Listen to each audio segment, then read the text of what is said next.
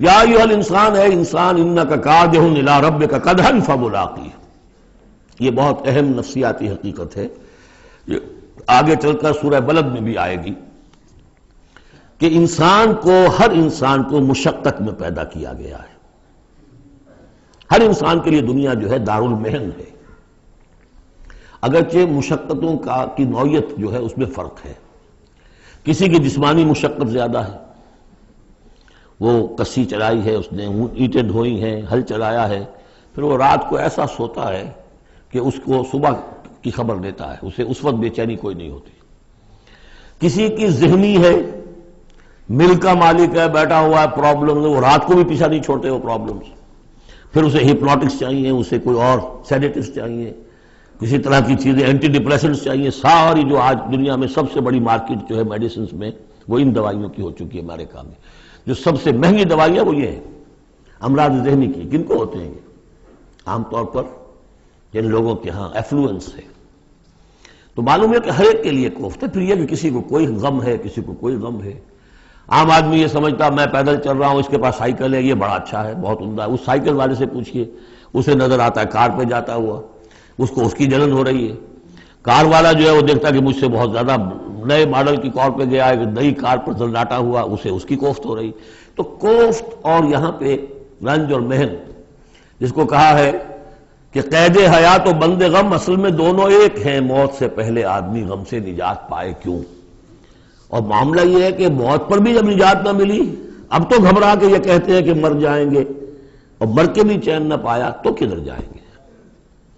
وہ جو اب جو گھبرا کے یہ کہتے ہیں، وہ تو بات آئے گی آپ کو سورہ بلد میں. قید حیات و بند غم، اصل میں دونوں ایک ہیں. موت سے پہلے آدمی غم سے نجات پائے کیوں؟ یہ سورہ بلد میں ہے.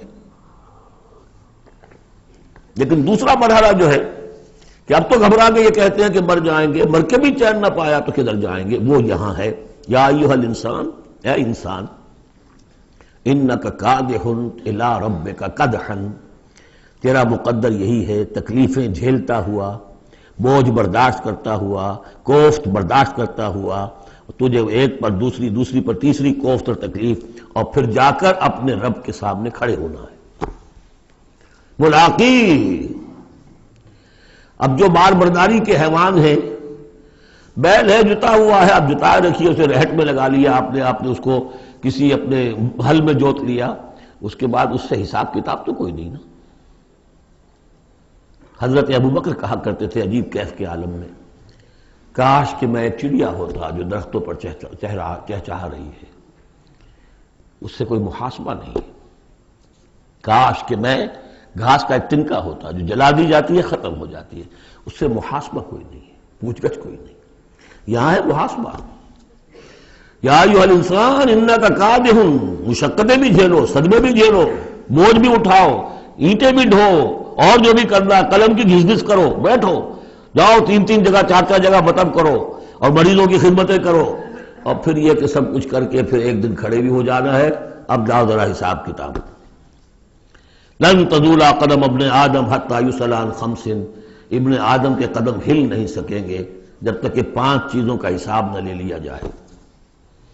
عن عمرہ فیما افناہ، حساب دو عمر کا. 80 برس کی عمر دی تمہیں، کہاں فنا کی.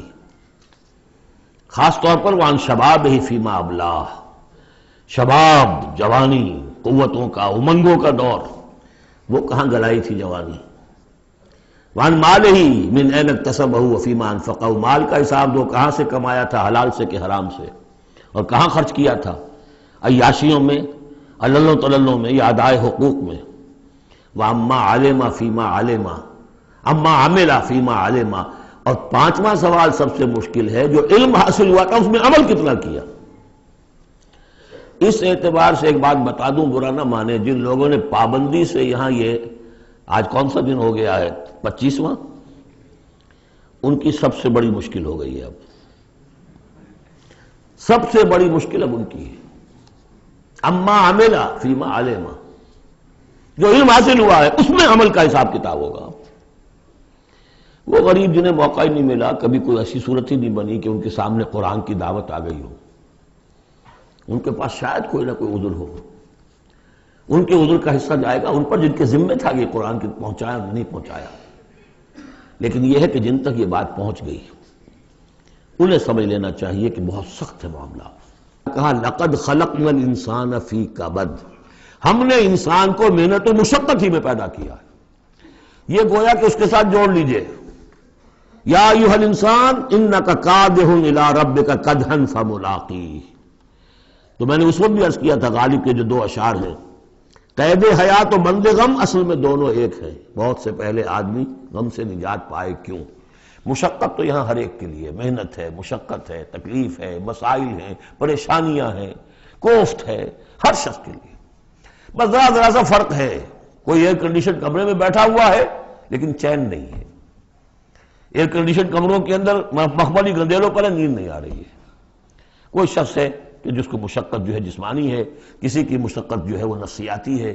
مشقت ہے. لقد خلقنا الانسان فی کبد، یہاں کوئی بھی اس کبد سے، اس مشقت سے مستثنا نہیں ہے.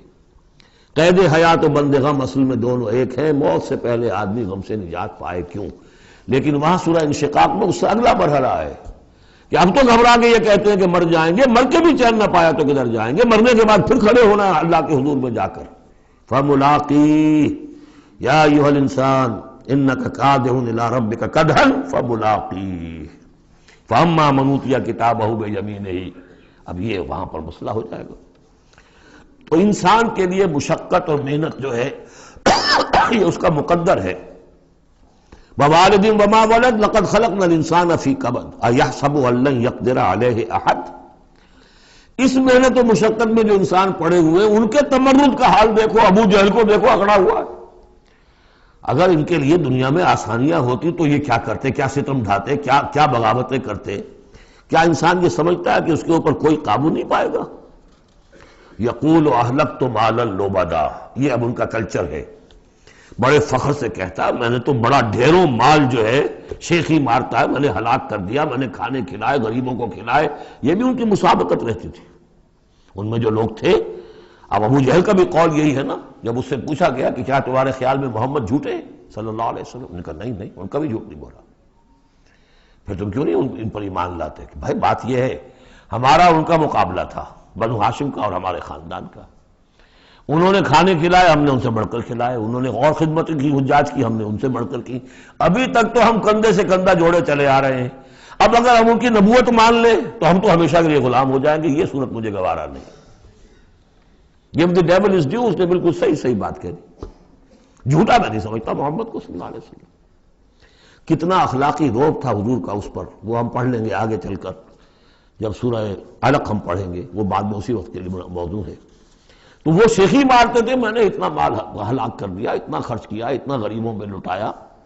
ایحسب ان لم یرہ احد، کیا اس کا گمان ہے اسے کسی نے دیکھا نہیں ہے؟ اگر تو واقع تم اسے نیکی کی تھی تو جس کے لیے نیکی کی تھی اس نے تو دیکھ لیا ہے، بیان کیوں کر رہا ہے؟ اگر اللہ کو راضی کرنے کے لیے کوئی کیا تھا تو اس کے تو علم ہے.